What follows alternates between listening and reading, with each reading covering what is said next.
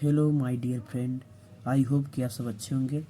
आज मैं आप लोगों को जूरिस्प्रूडेंस विधिशास्त्र का पोसेशन एक छोटा सा पार्ट है।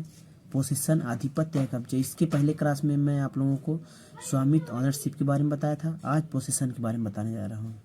परिभाषा: सामान्य के अनुसार किसी वस्तु एवं व्यक्ति के बीच का निरंतर एवं वास्तविक संबंध को कब्जा कहते हैं। किसी व्यक्ति के बीच निरंतर और वास्तविक संबंध को कब्जा कहते हैं। अर्थात व्यक्ति और वस्तु इस प्रकार से संबंधित होने चाहिए कि किसी व्यक्ति का उस वस्तु पे पूर्ण रूप से कब्जा होना चाहिए और निरंतर कंटिन्यूली दोनों वस्तु व्यक्ति में दोनों निरंतरता होनी चाहिए कि हाँ ये चीज़ मेरा है, तो उसे कब्जा कहते हैं। आगे देखते हैं आंगल विधि के अनुसार क्या कहा गया। आंगल विधि के अनुसार व्यक्ति का कब्जा एवं भौतिक नियंत्रण दोनों हो सकता है। व्यक्ति किसी भी वस्तु पर व्यक्ति का कब्जा भौतिक रूप से भी हो सकता है और कब्जे में भी हो सकता है, दोनों रूप से हो सकता है। दूसरा क्या कहा है, भौतिक नियंत्रण के बिना भी कब्जा हो सकता है। अर्थात व्यक्ति का भौतिक नियंत्रण हो या ना हो, उसके अलावा भी उस पर कब्जा हो सकता है उस वस्तु पर।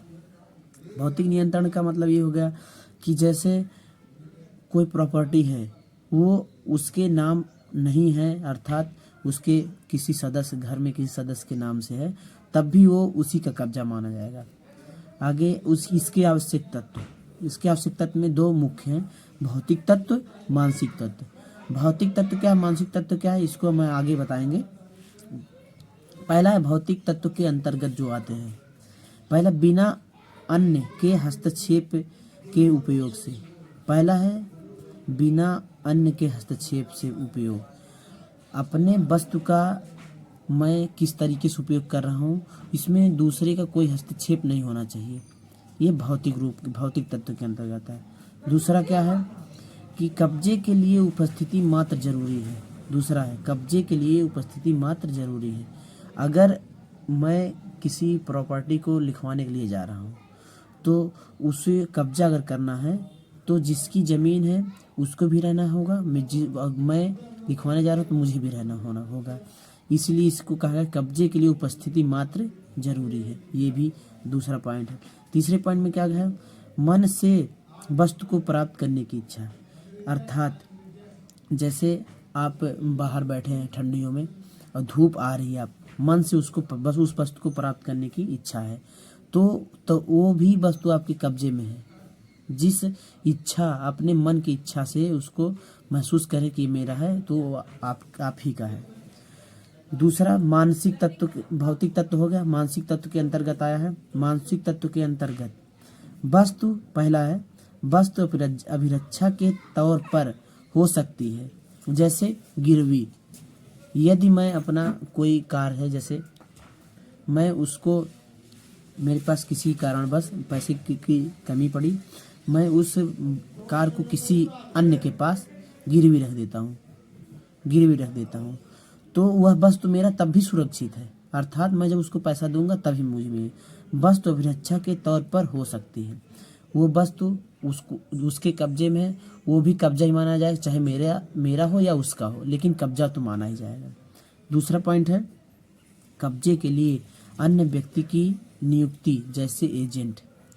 जैसे मैं आप लोगों को बता रहा हूँ कि एक हो जाता है LIC में मैं कब्जा कर रहा हूँ अपने जो भी मैं प्रीमियम भर रहा हूँ उस पर मेरा एक कब्जा है, लेकिन वो मैं खुद नहीं दे रहा हूँ।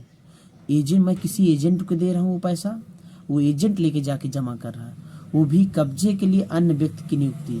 इसीलिए मैं वो कब्जा कर रहा हूँ लेकिन मेरा वो एजेंट लेके जा रहा है, एजेंट कब्जा कर रहा है। तीसरा क्या है, आशय सामान्य हो सकता है, विशिष्ट होना जरूरी नहीं। कब्जे के लिए कोई जरूरी नहीं कि एक जरूरी ही काम हो तभी वो कब्जा होगा, वो सामान्य भी हो सकता है, कोई जरूरी नहीं विशिष्ट हो। अब देखिए आगे हैं हम लोग कब्जे के प्रकार पे। कब्जे किस तरीके से होते हैं, कब्जे के प्रकार। पहला मूर्त या अमूर्त कब्जा। मूर्त का मतलब जैसे चल संपत्ति या अचल संपत्ति। मूर्त का मतलब ये है जिसको हम आप देख सकते हैं, जैसे ये है, ये इस पेन पर मेरा कब्जा है तो इसको हम देख सकते हैं, छू सकते हैं, ये मूर्त हो गया। और दूसरा अमूर्त क्या है? अमूर्त जैसे इसके पहले एग्जाम्पल में दिया था सूर्य की प्रकाश वाला, तो वो अमूर्त कब्जा है। आप मन चाहा मन से अपने कह रहे हैं कि ये धूप मेरे ऊपर आ रहा है, ये धूप पर मेरा कब्जा है, तो उस वो अमूर्त कब्जा है जिसको आप छू नहीं सकते हैं, बस देख सकते हैं। दूसरा पॉइंट है तत्कालिक एवं मध्यवर्ती कब्जा। दूसरे पॉइंट में है तत्कालिक एवं मध्यवर्ती कब्जा। किसी भी चीज़ पे, जैसे प्रॉपर्टी, अभी मैंने बताया प्रॉपर्टी, अगर मैं प्रॉपर्टी को ले रहा हूँ तो उस पर मैं तत्कालिक भी, तुरंत भी उस पर कब्जा कर सकता हूँ। अगर मेरा मन है कि अभी नहीं, बाद में कर लेंगे, तो मध्यवर्ती कब्जे बीच में आ जाएगा। तीसरा पॉइंट है तथ्य एवं विधितः कब्जा। अब मैं अपने प्रॉपर्टी पर इस पे जो है मुंह से बोल दिया हूँ, मुंह से बोल दिया कि मेरा इस पे कब्जा है, ये तथ्यतः हो गया। दूसरा विधितः, मैं कानून के द्वारा इस प्रॉपर्टी पे, मैं कानून द्वारा इस प्रॉपर्टी पर किसी एडवोकेट के द्वारा मैं जाके कह रहा हूँ कि मेरा इस प्रॉपर्टी पे कब्जा, वो विधितः होगा, कानूनी कब्जा द्वारा, कानूनी कब्जा। समीपवर्ती कब्जा का मतलब ये है कि आपकी प्रॉपर्टी है, उसको आपने ले लिया है, आप उसको चाहे जब कब्जा करिए, ये आपके ऊपर डिपेंड करता है, वो आपके समक्ष प्रकट करेगा, वो समीपवर्ती कब्जा। प्रतिकूल कब्जे में ये है कि आपके पॉकेट में पर्स है, इस पर्स को किसी चोर ने चुराया, ठीक, और ये चोर जो है कह रहा है कि पर्स नहीं मेरा है। आप कह रहे नहीं, अभी तक वो जब चुरा रहा था तो आपने पकड़ लिया, ये वो अपने पॉकेट पे हाथ रख के कह रहा है कि नहीं, ये पर्स मेरा ही है।